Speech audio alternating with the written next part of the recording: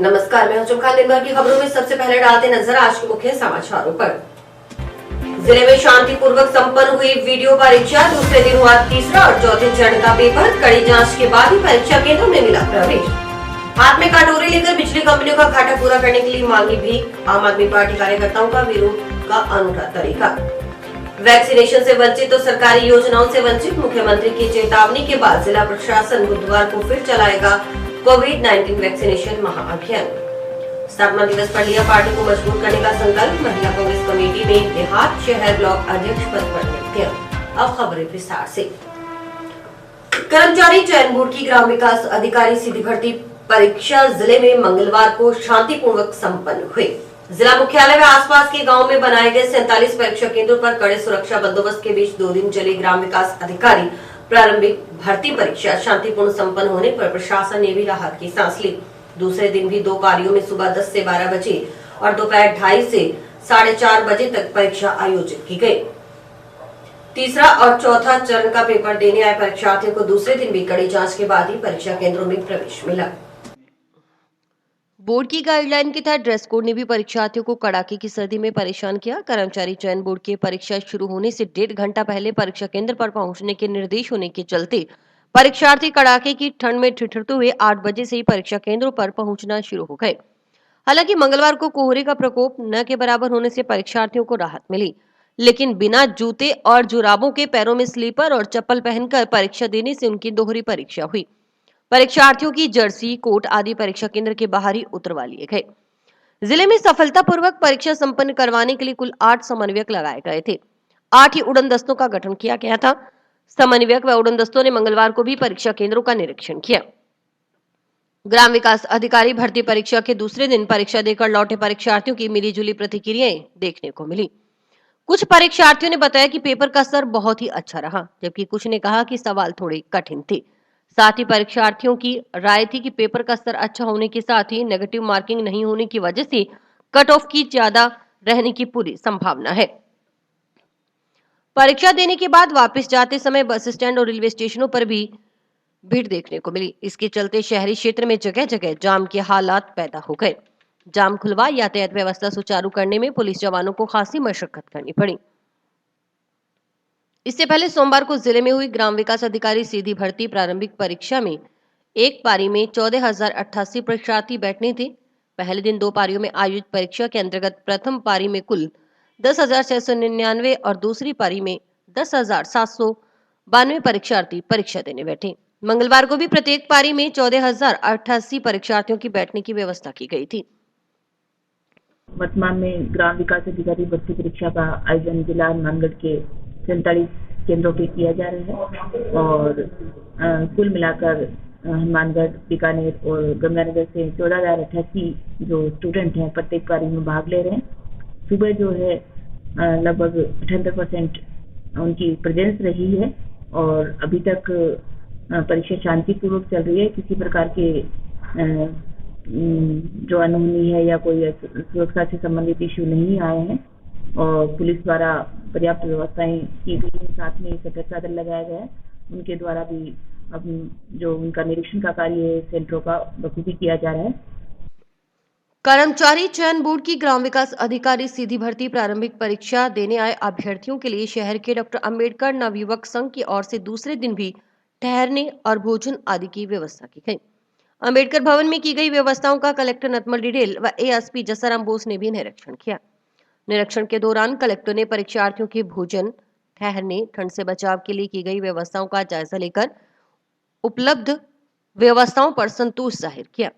Collector ने doctor Ambedkar नवयुवक संघ की ओर से की जा रही व्यवस्थाओं की सराहना करते हुए कहा कि परीक्षार्थी परीक्षा देने हमारे जिले में मेहमान बनकर आए हैं। और सुबह आप जल्दी आ गए थे। नाश्ता वास्ता भी करवाया? हाँ सर, नाश्ता बिस्कुट चाय नाश्ता खाना भोजन पूरा करके सर। जिस जगह एग्जाम था वहाँ नकल वकल तो नहीं करवा रहे थे? तो यहाँ किसने बताया नॉर्म में कि मेरा मानगढ़ में कर रखा है नारायण जी और पोस्ट देखा था मैंने सबको राजस्थान में सर। अच्छा। और राजस्थान में मीडिया के माध्यम से वीडियो को पूरी बुला के कॉन्फ्रेंस करके सब हाँ, इन्होंने जो मैसेज पूरी कमेटी का बनाया। हाँ सर। गांव कोहला स्थित फैक्ट्री से करीब 2.5 माह पहले हुई सरसों के भरे 150 थैले चोरी करने के मामले में गिरफ्तार आरोपियों से हुई पूछताछ में टाउन पुलिस के हाथ कई अहम जानकारियां लगी हैं। पुलिस के अनुसार गैंग का मुखिया विकास कुमार निवासी वार्ड 3 पुलिस थाना रायसिंह नगर का छाती चोर है और खुद नशे का आदी है, लेकिन वे गैंग के विनोद के साथ मिलकर कम उम्र के ऐसे युवाओं को गैंग के साथ जोड़ता था जो नशा करने के आदी थे। ये दोनों नशीली गोलियां उपलब्ध करवा इन युवाओं की नशे की पूर्ति करते थे। इसके बाद गैंग से जोड़कर इनसे कृषि जिन्स चोरी की वारदातें करवाते थे। गैंग का मुखिया विकास कुमार वारदात करने से पहले रैकी करता, इसके बाद गैंग सदस्यों से चोरी करवाता था।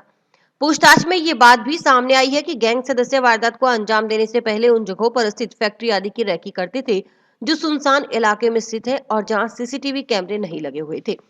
साथ ही गैंग सदस्य वारदात को अंजाम देने के लिए अपने किसी परिचित से उसकी पिकअप गाड़ी आदि यह कहकर मांग लेते थे कि उन्हें जरूरत है। परिचित को भी बुला लेते थे, लेकिन फिर परिचित को भी चुराई गई कृषि जिन्स में हिस्सा देने की बात कर अपने साथ मिला लेती। बाद में चुराए गए कृषि जिन्स को किसी छोटे व्यापारी या गांव में आने वाले फेरी लगाने वालों को थोड़ी थोड़ी कर बेचती थी। इस कारण किसी को उन पर शक भी नहीं होता। पूछताछ में आरोपियों ने इस तरह की कई वारदातों को अंजाम देने की बात स्वीकारी। मामले की जांच कर रहे हेड कांस्टेबल मनीष बिश्नोई ने बताया कि फैक्ट्री से सरसों के भरे 150 थैले चोरी करने के मामले में गिरफ्तार आरोपी विकास कुमार, विनोद कुमार के अलावा प्रदीप कुमार व राजीव कुमार, विनोद कुमार की निशानदेही पर चुराई गई सरसों के बैग में से कुछ बैग की बरामदगी कर ली गई है। इसके अलावा वारदात में प्रयुक्त पिकअप गाड़ी भी बरामद कर ली गई है। मंगलवार को रिमांड अवधि समाप्त होने पर पांचों आरोपियों को न्यायालय में पेश कर न्यायिक अभिरक्षा में जेल भिजवा दिया। गौरतलब रहे कि 5 अक्टूबर को इन्होंने गांव कोहला में मेगा हाईवे पर स्थित आयु इंडस्ट्रीज में चोरी की वारदात को अंजाम दिया था। 5/10/21 को श्री मुकुल सिंगला निवासी पंजाबी मोहल्ला ने मुकदमा दर्ज कराया कि उसकी कोला फैक्ट्री है और फैक्ट्री से 150 बोरी सरसों की चोरी हो गई है, जिसपे FIR नंबर 335/21 धारा 357 380 में मुकदमा दर्ज कर तफ्तीश मुझको दी गई। मैंने दौरान तफ्तीश तलाश की, मुलजिमों की CC फुटेज वगैरह चेक किए गए और मुखबिर मामूर करके मुलजिमों को तलाश करते हुए दिनांक 24/12 को सफलता हासिल मिली है, जिसमें 5 मुलजिमों को गिरफ्तार किया गया। मुलजिमों को जिसमें मुख्य अभियुक्त है जो विकास पुत्र गंगाभिसन, जो 12 PS रायसिंह का है और ये इसके पुराने भी मुकदमे हैं और ये इसके काफी चोरी करने का आदी है। ये इसके गंगानगर डिस्ट्रिक्ट में काफी मुकदमे हैं और ये गैंग बना के और रात्रि के समय पिकअप गाड़ियां वगैरह में अनाज वगैरह चोरी करते हैं, सरसों वगैरह चोरी करते हैं। तो इनको गिरफ्तार करके और इनका PC लिया गया। दौरान PC इनसे माल बरामद किया गया चोरी का, और चोरी में प्रयुक्त पिकअप गाड़ी है उसको भी जब्त किया गया है। नर्स ग्रेड द्वितीय और UTB से हटाने के आदेशों के विरोध में आंदोलन कर रहे UTB पर कार्यरत नर्सिंग कर्मियों का CMHO कार्यालय में चल रहा बेमियादी धरना मंगलवार को 5वें दिन भी जारी रहा। मांगों की तरफ ध्यान न देने से नाराज UTB पर कार्यरत नर्सिंग कर्मियों ने बुधवार को भूख हड़ताल शुरू करने की चेतावनी दी। धरने पर बैठे UTB पर कार्यरत नर्सिंग कर्मियों ने मांग के समर्थन में नारेबाजी की। हम हमारा हक मांगते, नहीं किसी से भीख मांगते। कोरोना वॉरियर्स का सम्मान करो, सम्मान करो, सम्मान करो। कोरोना वॉरियर्स का सम्मान करो, सम्मान करो, सम्मान करो। कोरोना वॉरियर्स का सम्मान करो, सम्मान करो, सम्मान करो। UTB नर्सेज का शोषण बंद करो, बंद करो, बंद करो। धरनार्थियों ने बताया कि कोविड-19 महामारी के दौरान CMHO की ओर से 25 नवंबर 2020 को जारी आदेशों के तहत 18 नर्स ग्रेड 2 रखे गए थे। उन्हें UTB से हटाने का 23 नवंबर को तुगलकी आदेश पारित कर दिया गया। उन्होंने बताया कि जिले में वर्तमान में डेंगू का प्रकोप फैला हुआ है। कोरोना की तीसरी लहर भी तेजी से अपने पैर पसार रही है। कोरोना के नए वेरिएंट ओमिक्रॉन का खतरा भी काफी बढ़ गया है। जिले में नर्स ग्रेड 2 के काफी पद रिक्त हैं। UTB कर्मियों को कार्य का काफी अनुभव भी है। इन्होंने कोरोना की पहली और दूसरी लहर में अल्प मानदेय में प्रशंसनीय कार्य किया। अब उन्हें कार्य मुक्ति संबंधी आदेश जारी कर इनके व इनके परिवार पर आर्थिक और मानसिक संकट आ गया है। इन्हें कार्यमुक्त करने के आदेश से समस्त नर्सेज में रोष व्याप्त है। इसके विरोध में बुधवार से कुछ नर्सिंग कर्मी भूख हड़ताल शुरू करेंगे। उसके बाद भी मांग नहीं मानी जाती तो आमरण अनशन शुरू किया जाएगा। कोरोना वॉरियर्स बैठे हैं जिन्होंने कोरोना काल की पहली व दूसरी लहर में अपनी जान जोखिम में डालकर यहाँ पे कोरोना मरीजों की सेवा की है। आज हमें यहाँ धरने पर अनिश्चितकालीन धरने पर बैठे हुए 5वां दिन है। अभी तक सरकार और प्रशासन द्वारा हमारी कोई सुध नहीं ली गई है और न ही हमारी मांगों पर अभी तक कोई विचार किया गया है। और हम हमारे साथियों से कल हम ये सरकार को ये अल्टीमेटम देते हैं, कल हमारे कई साथी भूख हड़ताल पर बैठेंगे। अब फिर भी हमारी मांगे नहीं मानी जाती है तो हम आमरण अनशन पर भी बैठेंगे। जीएनएम स्टाफ के धरने पर बैठे होने के मुद्दे पर सीएमएचओ डॉक्टर नवनीत शर्मा ने बताया कि समस्या के निस्तारण को लेकर चिकित्सा विभाग निरंतर प्रयासरत है। पत्राचार किया गया है, राज्य स्तर पर भी निरंतर बातचीत चल रही है, कलेक्टर की भी जयपुर बातचीत हो रही है। उन्होंने बताया कि जिला स्तर पर यूटीबी पर लेने का प्रावधान है, लेकिन फिलहाल जिले में वैकेंसी उपलब्ध नहीं।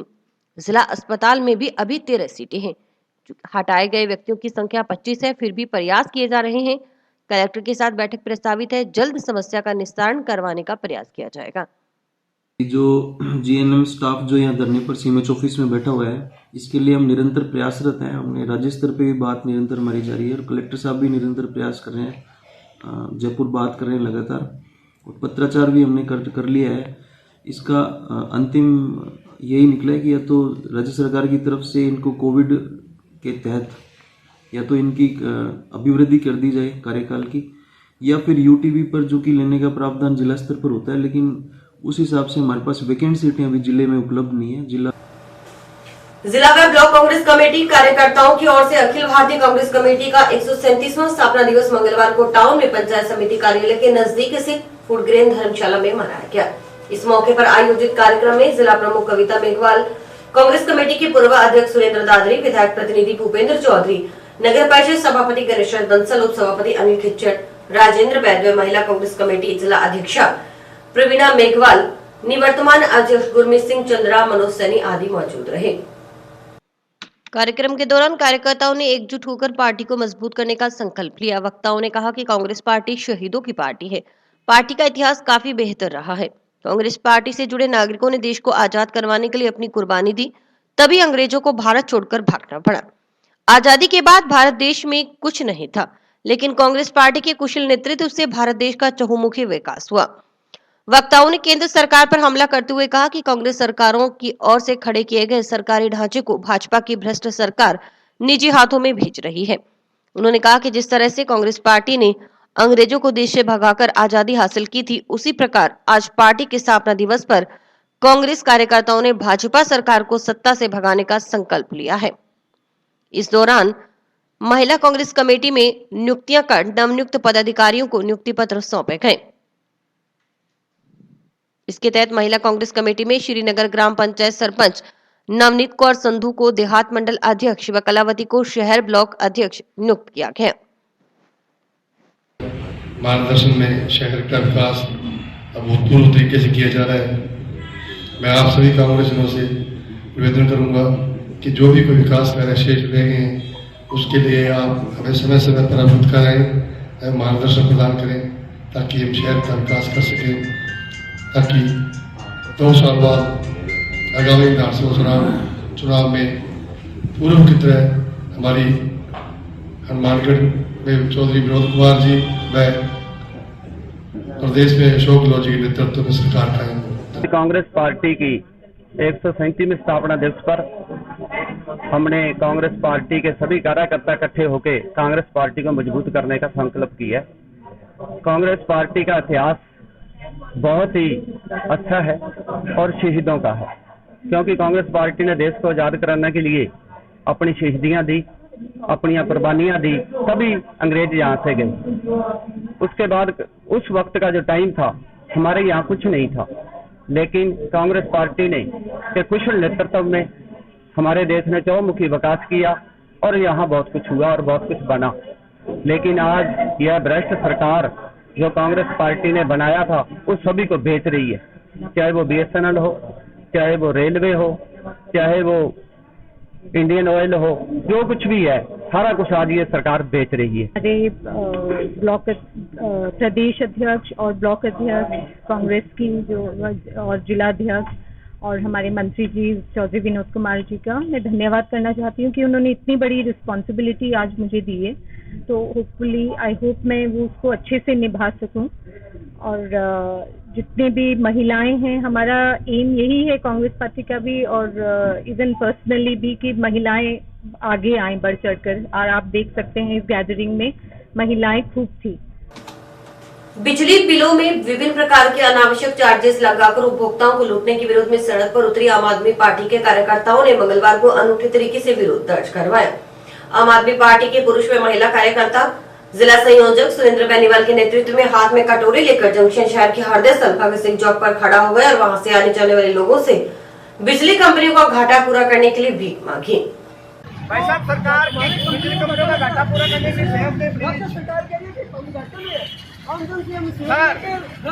भाई साहब, सरकार को भिक्षा आम जन से हम भिक्षा लेकर राज्य सरकार को भेजेंगे और ये सरकार को भिक्षा।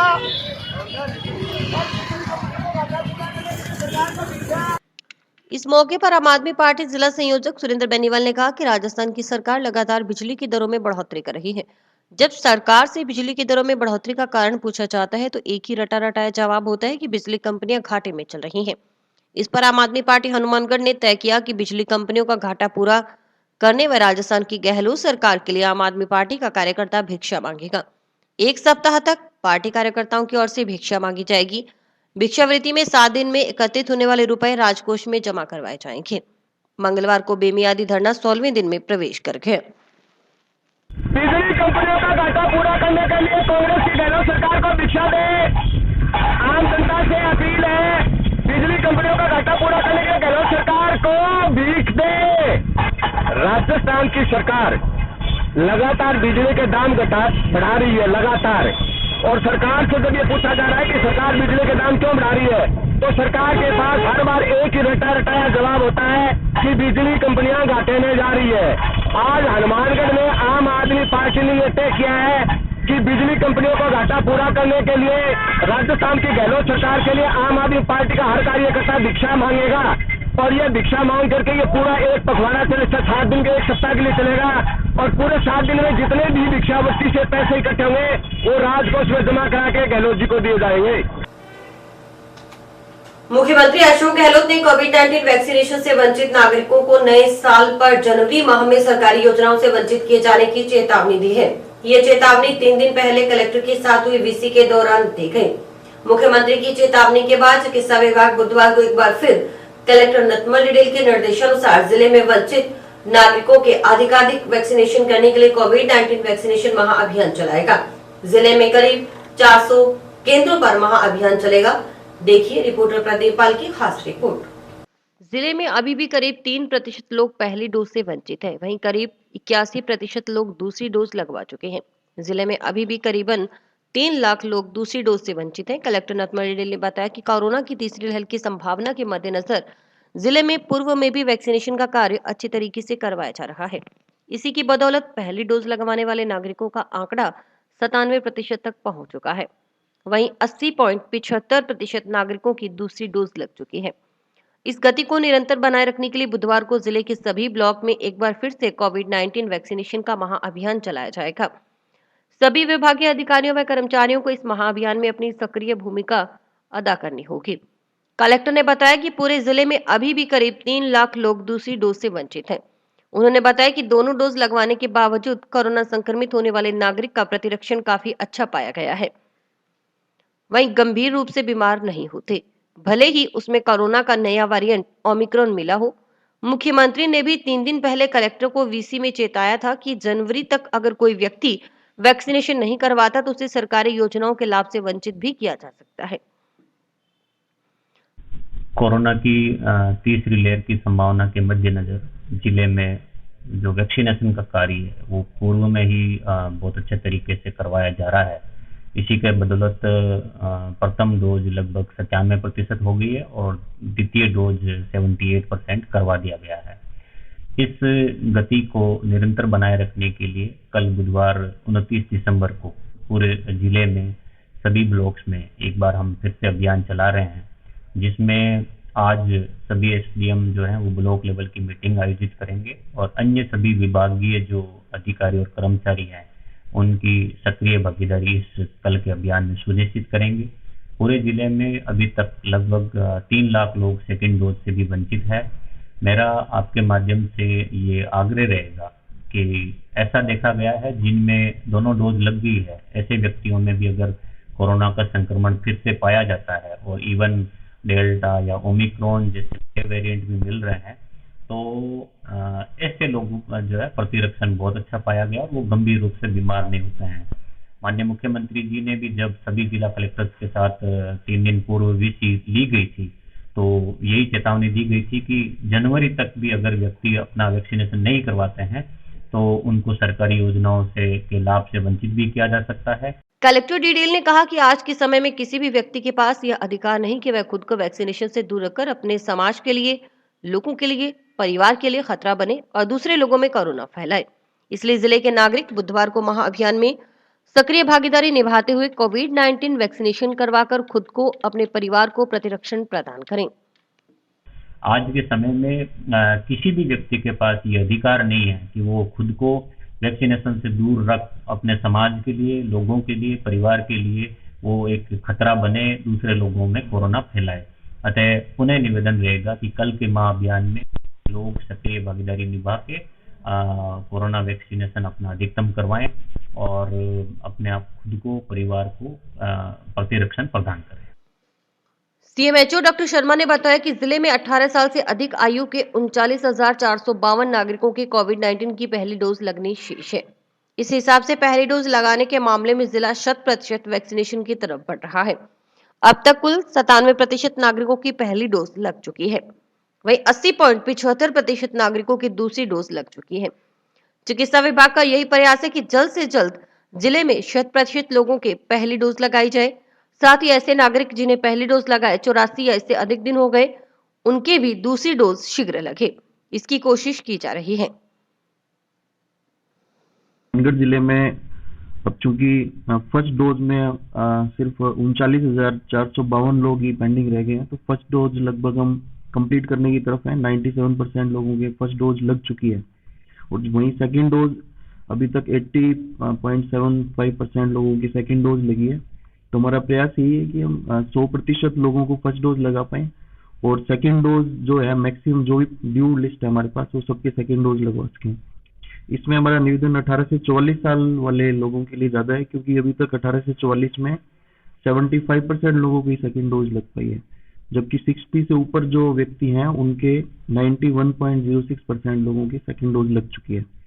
तो हमारा निवेदन यही है कि अंतिम साल का अंतिम महाअभियान जो बुधवार को रखा गया जिले में, तो अधिक से अधिक संख्या में लोग अपने इसका फायदा उठाएं। जिनके फर्स्ट डोज बची है वो फर्स्ट डोज लगवाएं और जो सेकंड डोज जिनके ड्यू है वो सेकंड डोज भी लगवा लें क्योंकि इसके बाद में जनवरी से चूंकि बच्चों के वैक्सीन स्टार्ट होगी और थर्ड डोज जो FLW फ्रंट लाइन वर्कर्स हैं उनके भी तीसरी डोज लगनी स्टार्ट हो जाएगी। तो अनावश्यक भीड़ से बचने के लिए और अपना दिसंबर में इस साल का जो लास्ट महाअभियान है इसका पूरा फायदा उठाएं। सीएमएचओ ने बताया कि आने वाले समय में सरकारी योजनाओं का लाभ लेने, यात्रा करने आदि के लिए वैक्सीनेशन का सर्टिफिकेट आवश्यक होगा। इसके बगैर नागरिक किसी भी योजना का लाभ नहीं उठा पाएंगे। ऐसे व्यक्ति जिन्होंने वैक्सीनेशन करवा लिया लेकिन सर्टिफिकेट जनरेट नहीं हुआ, वे भी अपना सर्टिफिकेट ऑनलाइन अपडेट करवाएं। अगर किसी घर में कोई बुजुर्ग या विकलांग व्यक्ति है और वह टीकाकरण केंद्र पर नहीं पहुंच सकते तो विभाग को सूचना दें। मेडिकल विभाग की टीम घर पहुंचकर टीकाकरण करेगी।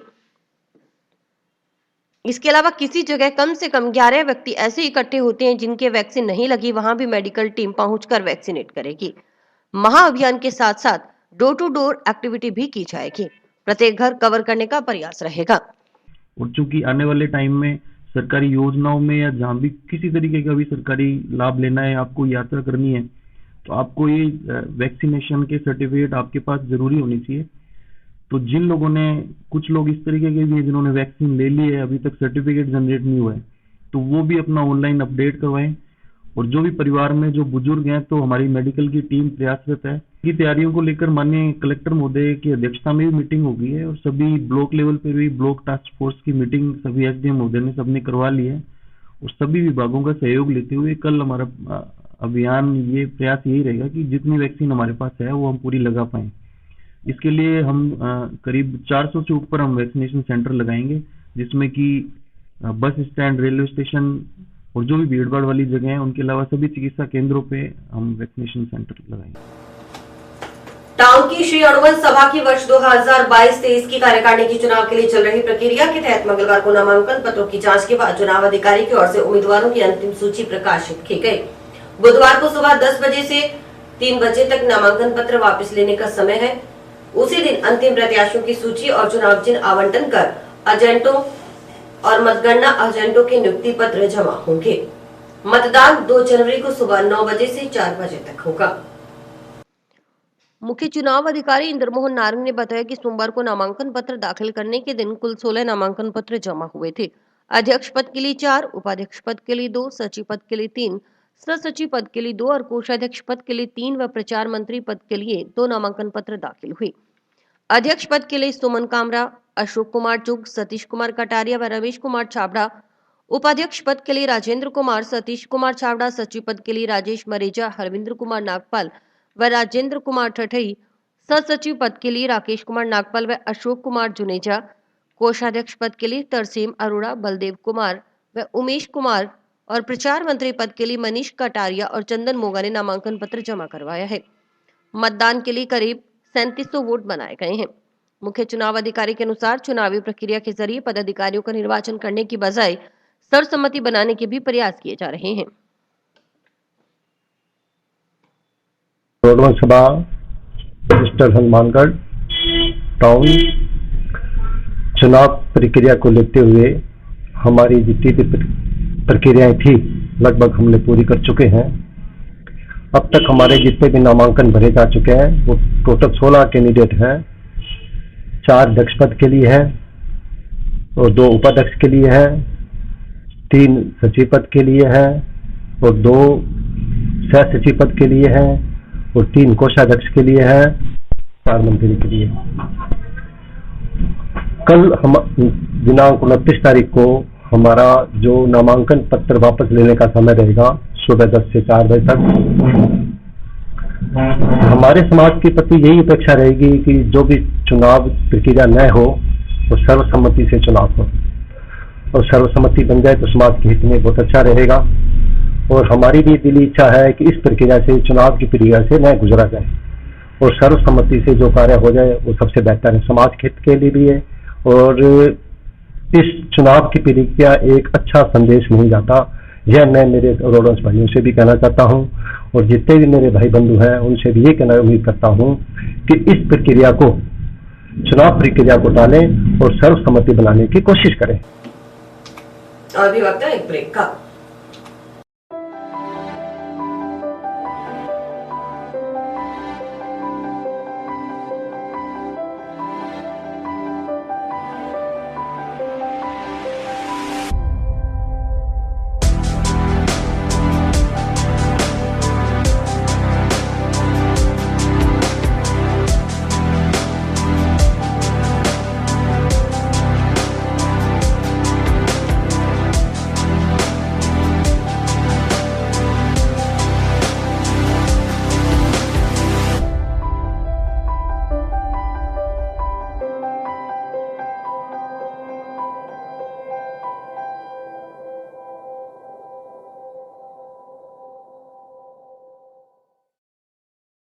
जंक्शन के बस स्टैंड में मंगलवार सुबह एक ही रूट पर बराबर समय पर बसें चलाने की बात को लेकर रोडवेज बस व लोक परिवहन बस कार्मिक में विवाद हो गया।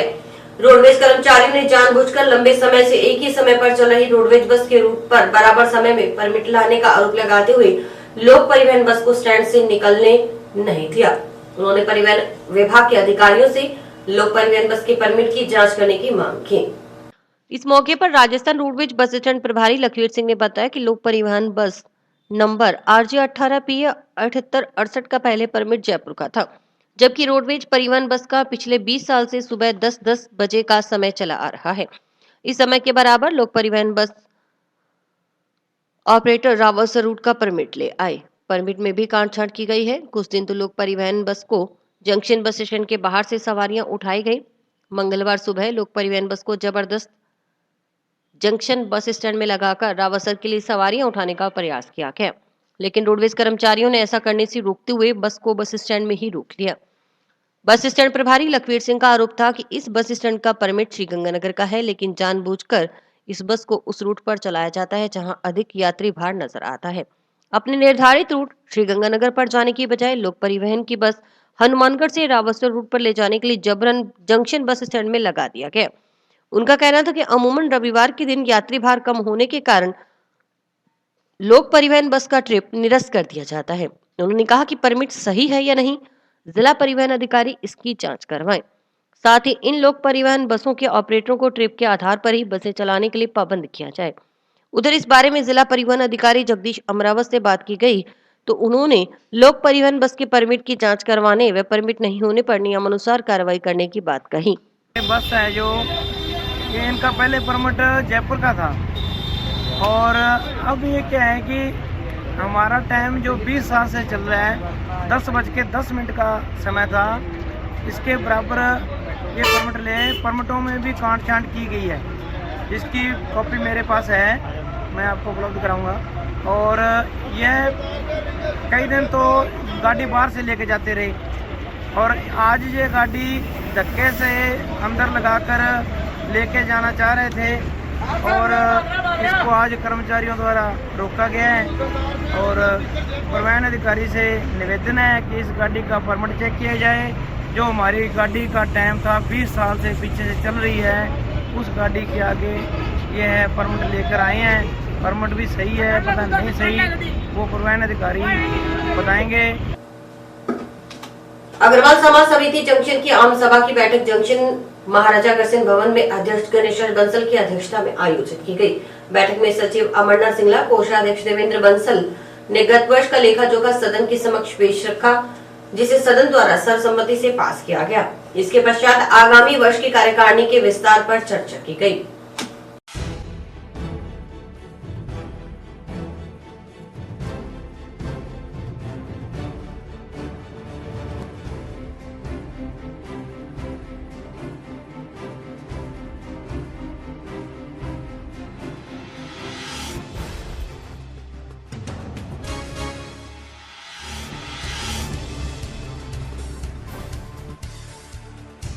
समाज समिति हनुमानगढ़ जंक्शन की आम सभा आज अग्रसेन भवन में हुई, जिसमें निर्वाचन की प्रक्रिया आरंभ हुई, जिसमें चुनाव अधिकारी श्री ओम प्रकाश अग्रवाल व श्री रवि डालमिया जी थे। अग्रवाल समुदाय के व्यक्तियों के द्वारा 9 पदों के लिए निर्वाचन प्रक्रिया आरंभ की गई, जिनमें 9 पदों के लिए निर्विरोध निर्वाचित हुए हैं। इसमें अध्यक्ष पद के लिए मुझे निर्वाचित किया गया है एवं वरिष्ठ उपाध्यक्ष के लिए श्री प्रेम कुमार जी को एवं 7 पदों पर अन्य अग्रवाल समुदाय के व्यक्ति निर्वाचित हुए हैं। समाज हित में, स्टेट हित में, देश हित में अग्रवाल समाज समिति समर्पित रहेगी और जैसे लैब का काम हमने अपने ऊपर ले रखा है उस काम को पूरा कराएंगे। और जो ब्लड बैंक जैसे श्री गंगानगर में तपोवन है, उसकी तरह भी हनुमानगढ़ जंक्शन में वो ब्लड बैंक स्थापित हो और हमारे शहर के किसी भी आदमी को प्लेटलेट्स लेने के लिए बाहर ना जाना पड़े, उसकी पूर्ति करने का हर भरसक प्रयास किया जाए। वरिष्ठ पत्रकार पृथ्वीराज शर्मा शूरवीर के सेवानिवृत्त होने पर ज्ञान फाउंडेशन सदस्यों की ओर से मंगलवार को उनका सम्मान किया गया। कलेक्ट्रेट के नजदीक स्थित सूचना एवं जनसंपर्क अधिकारी कार्यालय में आयोजित कार्यक्रम में अतिथियों के रूप में पीआरओ सुरेश बिश्नोई, समाज कल्याण अधिकारी विक्रम सिंह व भारतेंदु सैनी ने शिरकत की। कार्यक्रम को संबोधित करते हुए वक्ताओं ने कहा कि पृथ्वीराज शर्मा ने मुश्किल भरे दौर में पत्रकारिता की। मीडिया जगत से जुड़े नए मीडिया कर्मी शूरवीर की पत्रकारिता से काफी कुछ सीख सकते हैं। उम्मीद है कि पत्रकारिता से सेवानिवृत्त होने के बाद भी जिले के विकास में पृथ्वीराज शर्मा का योगदान बना रहेगा।